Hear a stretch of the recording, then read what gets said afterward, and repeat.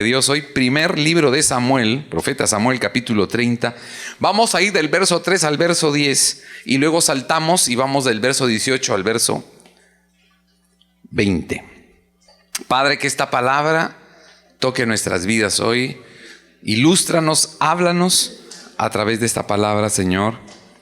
Que tú muestres tu perfecta voluntad para nosotros en esta hora, en este día, para todos los que aquí estamos y oímos esto. En el nombre de Jesús, amén. Primer libro de Samuel, capítulo 30, verso 3. Vino pues David con los suyos a la ciudad, y he aquí que estaba quemada. Y sus mujeres y sus hijos e hijas habían sido llevados cautivos. Entonces David y la gente que con él estaba alzaron su voz y lloraron, hasta que les faltaron las fuerzas para llorar. Las dos mujeres de David, Ahinoam, Jezreelita, y Abigail, la que fue mujer de Nabal, el de Carmel, también eran cautivas. Y David se angustió mucho, porque el pueblo hablaba de apedrearlo, pues todo el pueblo estaba en amargura de alma, cada uno por sus hijos y por sus hijas. Mas David, diga conmigo, mas David se fortaleció en Jehová su Dios. Vamos a repetirlo. Mas David se fortaleció en Jehová su Dios. Y dijo David al sacerdote Abiatar, hijo de Ahimelech: yo te ruego que me acerques el efod. Y Abiatar le acercó el efod, era una prenda, a David. Y David consultó a Jehová, diciendo: perseguiré a estos merodeadores, los podré alcanzar. Y él le dijo: síguelos, porque ciertamente los alcanzarás, y de cierto libertarás a los cautivos. Partió pues David, y él y los 600 hombres que con él estaban, y llegaron hasta el torrente de Besor, donde se quedaron algunos. Y David siguió adelante con 400 hombres, porque se quedaron atrás 200, que cansados no pudieron pasar el torrente de Besor. Saltamos al verso 18. Y libró David todo lo que los amalecitas, eran los merodeadores, habían tomado. Asimismo liberó David a sus dos mujeres, y no les faltó cosa alguna, chica ni grande. Diga conmigo, ni chica ni grande. Así de los hijos como de las hijas del robo, y de todas las cosas que les habían tomado, todo, diga conmigo, todo lo recuperó David. Tomó también David todas las ovejas y el ganado mayor, y trayéndoselo todo delante, decían: este es el botín de David. Amén y amén. Aleluya. Aleluya. Parte de la historia del rey David. Bueno, ahí todavía no era rey, era perseguido por Saúl, pero tenía gente fiel, gente que estaba con él, y se movía en familias. Hicieron un campamento, pero los amalecitas llegaron al campamento mientras David y sus hombres de guerra estaban en otro lado, y saquearon el campamento, quemaron todo y se llevaron todo. Era un momento crítico, sumamente crítico para David, porque era un hombre perseguido por el rey Saúl, y ahora había sido despojado de lo más precioso que tenía, su familia y las familias de los hombres que le eran fiel, 600 guerreros. Tal era la desesperación que estos hombres querían apedrearlo a él, apedrear al ungido, aquel que había matado a Goliat. Lo respetaban, lo amaban, pero era tal la desesperación de ver quemada su ciudad, su campamento, y secuestrada toda su familia, que estaban en profunda desesperación y angustia. ¿Y qué hizo David? ¿Qué hizo? Él fue a papá. Él fue a papá y le dijo al sacerdote, dame una vestimenta porque necesito presentarme delante de papá porque tengo que oír lo que él tiene que decirme ahora. Y mis amados, es lo que necesitamos hacer. Necesitamos ir a papá cuando estés enfrentando una situación crítica, cuando estás enfrentando algo difícil en tu matrimonio, en tu cuerpo. Hay algo que estás enfrentando y quizás sientes que no tiene remedio. Ve a papá. No te dejes atrapar por las circunstancias. No lo hagas. No las mires tanto. No hables tanto de ellas. A veces pensamos que hablando de ellas nos desahogamos. Como que estoy hablando del problema y estoy hablando de lo difícil de mi situación, de lo que estoy sintiendo, de cómo están las cosas en mi casa, la economía, la amenaza en la empresa. Y de alguna manera pienso que cuando hablo de eso y lo comparto, como que me alivio. Pero es una trampa. Lo que estás haciendo es familiarizarte demasiado con eso negativo que no tiene más que estar contigo. Más bien familiarízate con lo que papá ya hizo por ti en la cruz del Calvario a través de Jesús. Nos dio verdadera libertad. Dios te dio verdadera libertad y bendición. Toda bendición en Jesús. Tienes el poder para vencer. Aleluya. Aleluya. Juan, el apóstol Juan en su primera epístola, en el capítulo 4, en el verso 4 dice, no tengan temor. No tengas temor. Más grande es el que está en ti que el que está fuera de ti. Más grande es el que está contigo que el que está contra ti. Así que tienes que pararte firme mirando al que tiene el poder para darte la promesa de que vas a salir en victoria. Si eres hija de Dios, si eres un hijo de Dios, no estás hecho, no estás diseñado para la derrota, sino para la victoria. En la segunda carta a los Corintios, Pablo escribe y les dice a los Corintios, estamos asociados a la victoria de Jesús. Así que como estoy asociado a la victoria de Jesús, me agarro de Jesús y Jesús me lleva de triunfo en triunfo y voy dando testimonio de que tengo la victoria de Jesús que ha resucitado. Mis amados, son cosas reales, pero necesitamos vivirlas. ¿A quién te estás pegando? Pégate al que ya venció la muerte. Pégate al que vive. Pégate al que dice palabras que se cumplen. Pégate a aquel que tiene una palabra definitiva para tu vida y tu matrimonio. Aleluya. Aleluya. Aleluya. ¿Recuerdan la historia de estos reyes que fueron a una guerra y se quedaron sin agua? Y ellos se quedaron sin agua, sin provisión para continuar el viaje hacia esa guerra con Moab, los reyes de Israel y el rey de Edom. Y dijeron, ¿qué hacemos? Nos quedamos sin agua, estamos en medio del desierto. Si continuamos sin agua, nos vamos a encontrar con los moabitas, nuestros enemigos, y nos van a ganar. Tampoco podemos retroceder, porque perderíamos esta batalla. Necesitamos algo. Y ellos dijeron, necesitamos una palabra. Necesitamos que Dios diga algo. Así que dijeron, ¿hay un profeta aquí? Y alguien dijo, está aquí Eliseo. Eliseo está aquí, el que servía a Elías Tisbita. Y dijeron, tráiganlo porque este hombre tiene que decirnos algo de parte de Dios.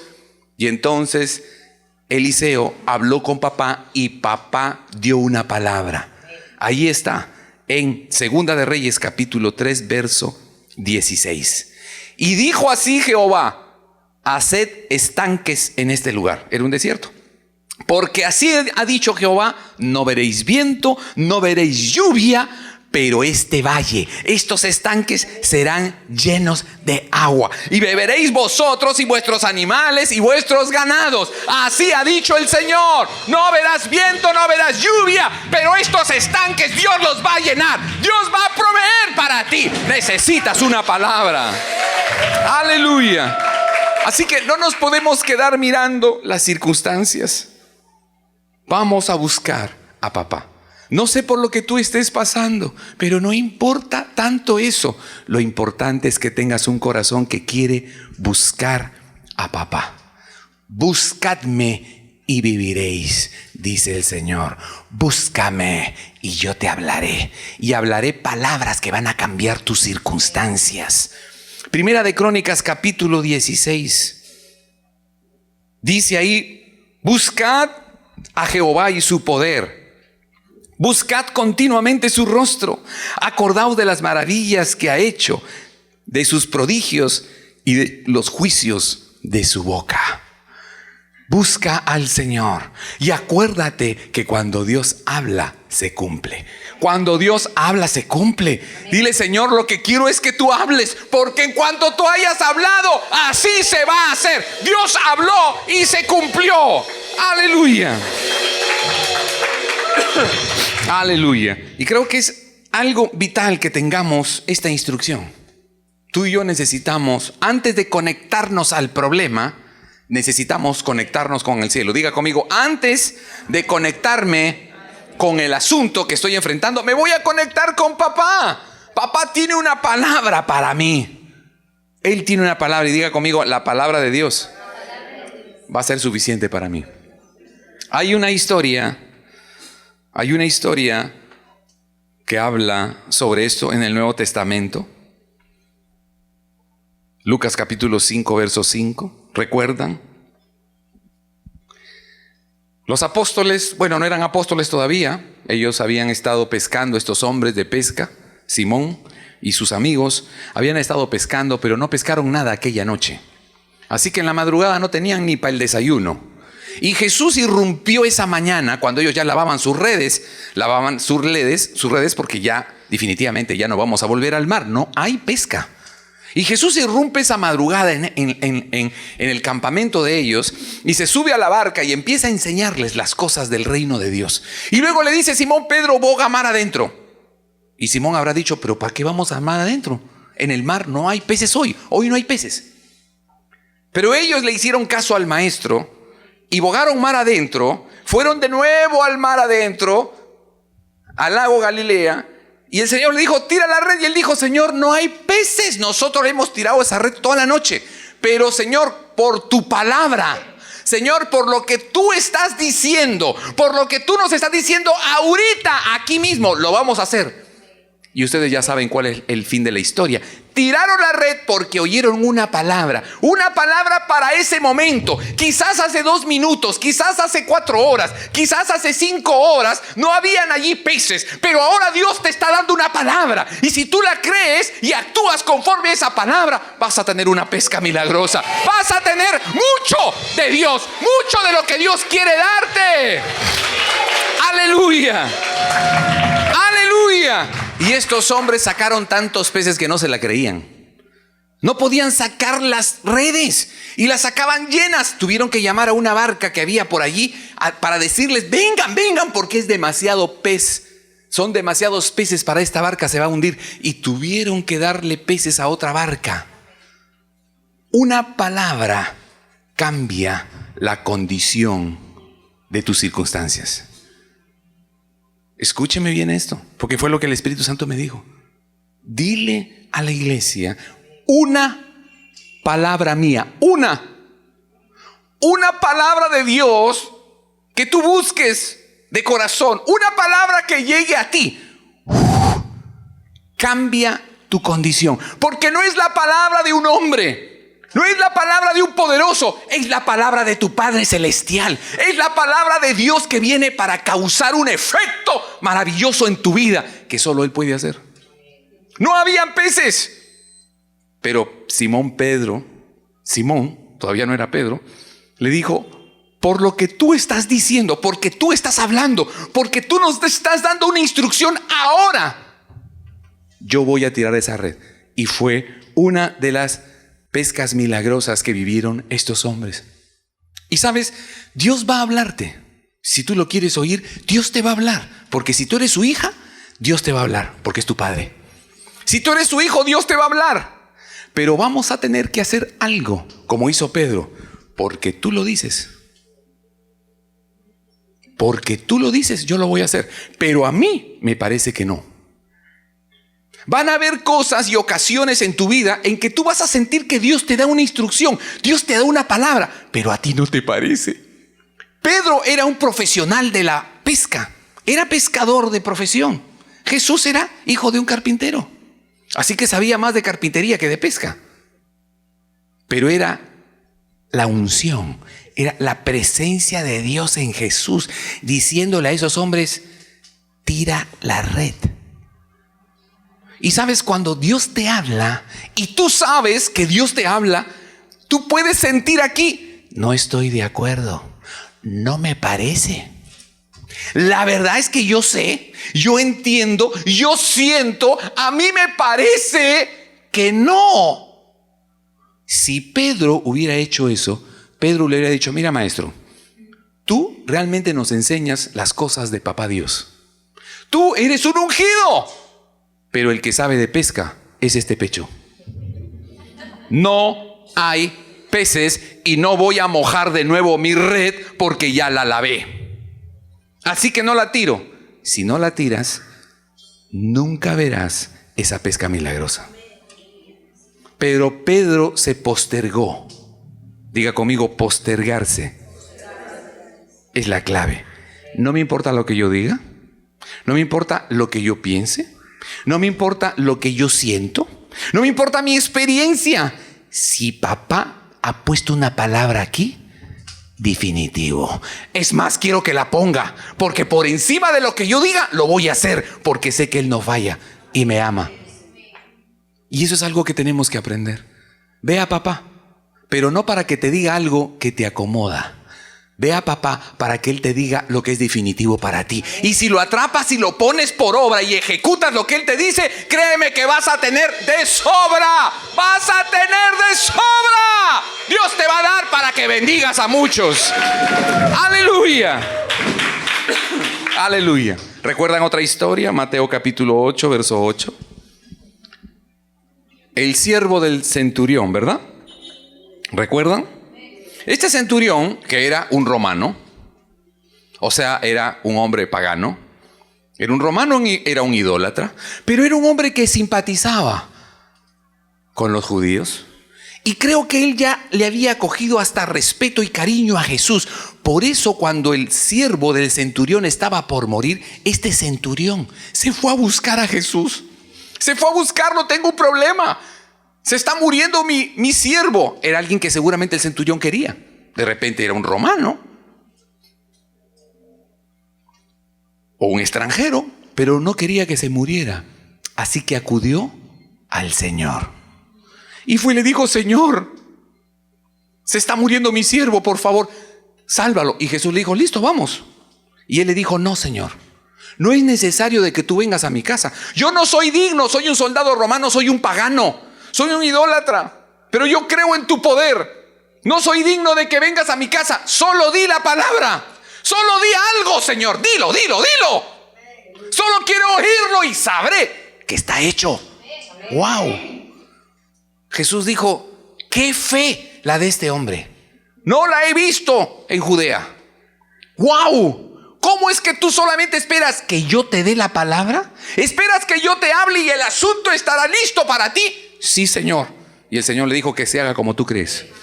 Y el hombre se fue. Y cuando llegó a su casa, su criado, su siervo, estaba sano. Este hombre respetaba la autoridad de quien va a hablarle. ¿Sabes? Cuando tú y yo vayamos a papá, cuando vayamos al Señor buscando una palabra, ¿tengo que hacer este negocio? Quiero una palabra.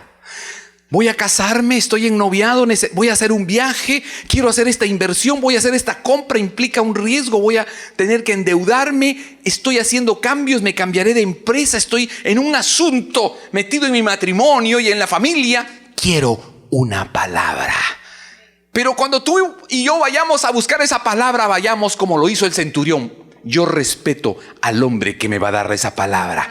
Yo respeto esa palabra porque no la dice cualquiera, la dice es el Señor. Y si el Señor te va a dar una palabra, tiene que ser definitiva. La palabra que Él te dé tiene que ser definitiva para tu vida y para tu familia. Entonces vas a tener la victoria.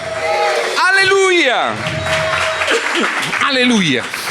Y eso es algo contundente. No podemos relativizar la palabra.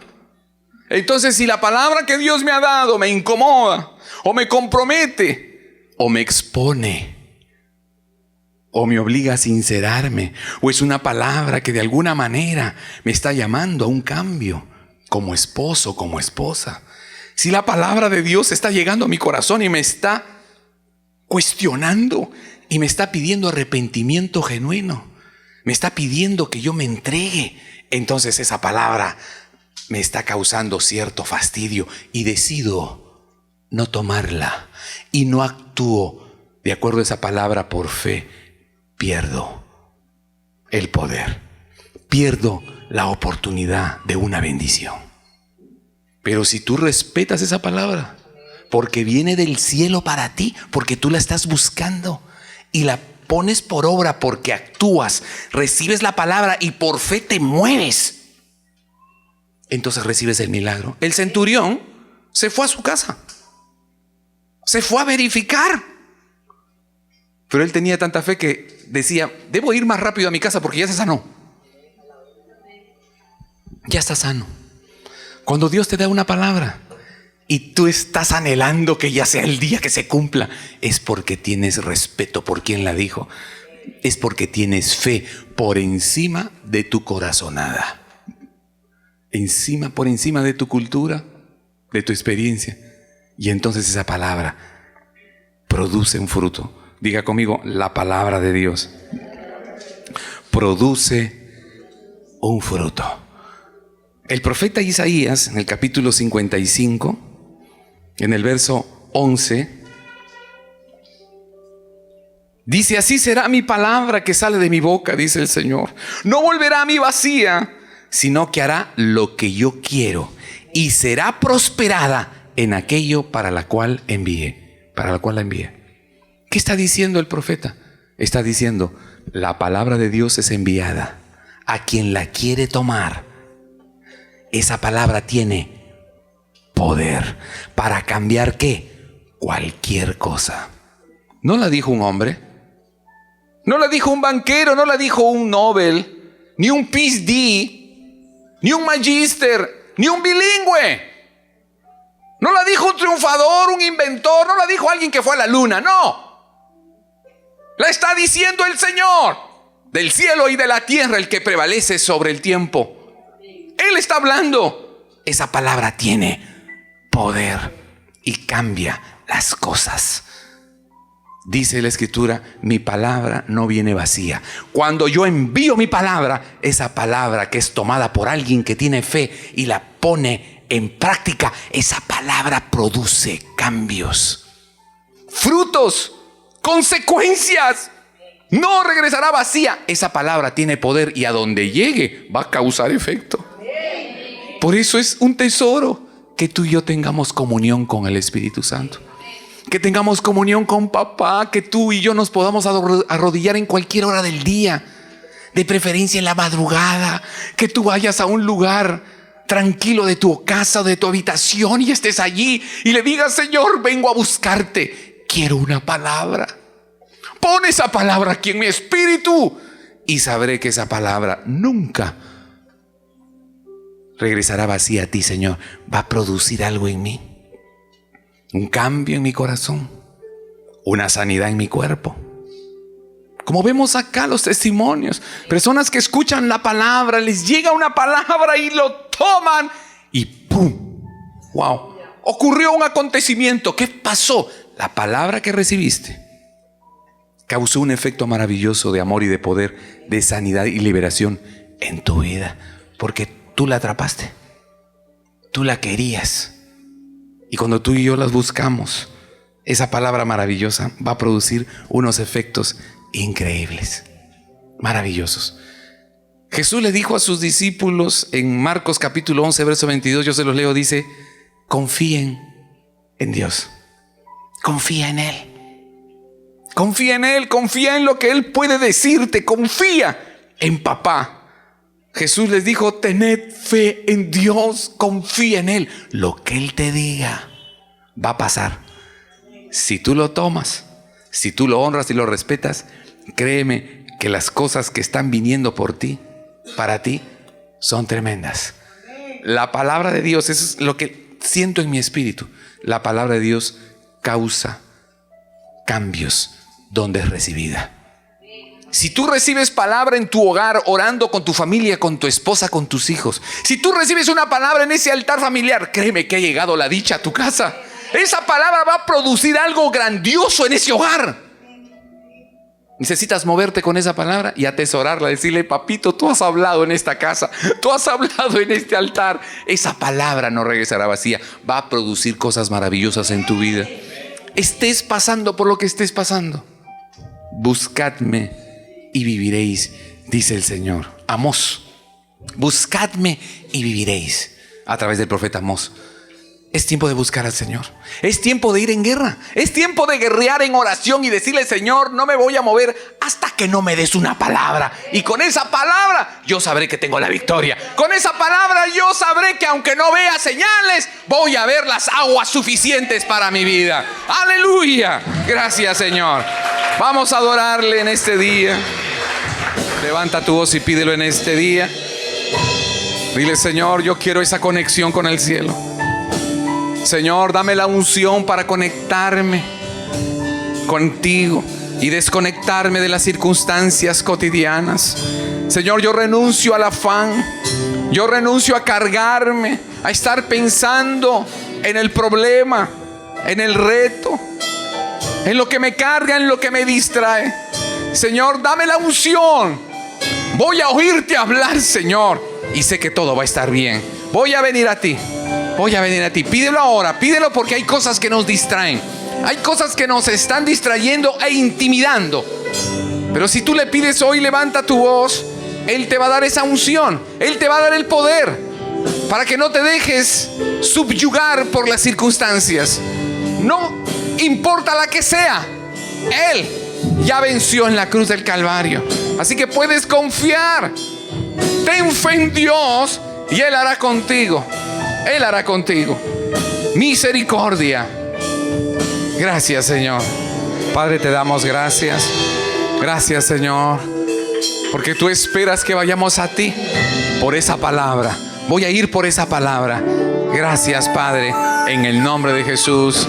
Amén. Aleluya.